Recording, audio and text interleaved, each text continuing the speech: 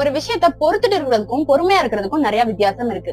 ஒரு கஷ்டமோ கவலையோ நஷ்டமோ ஏற்பட்டா எனக்கு எவ்வளவு கோவம் வருதோ எல்லாத்தையும் கொட்டி தீத்துட்டு நம்மளை சுத்தி இருக்க எல்லாரையும் குறை சொல்லிட்டு என்னோட எமோஷன்ஸ் எல்லாத்தையும் காட்டினதுக்கு அப்புறம் நான் பொறுத்துட்டு இருக்கேன் அப்படின்னு சொன்னா அதுக்கு பேரு பொறுமையா இருக்கிறது இல்ல, பொறுத்துட்டு இருக்கிறது.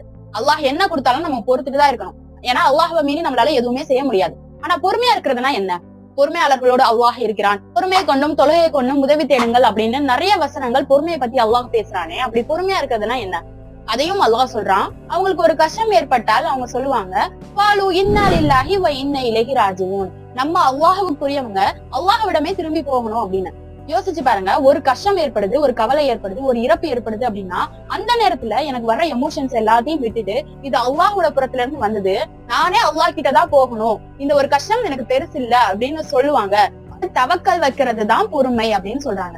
இப்படி பொறுமையா இருந்து அல்லாஹ்வுடைய உதவியை பெற்ற மக்களாக நம்மளை அல்லாஹ் ஆக்கி தரட்டும். அஸ்ஸலாமு அலைக்கும் வரஹ்மத்துல்லாஹி வபரகாத்துஹு.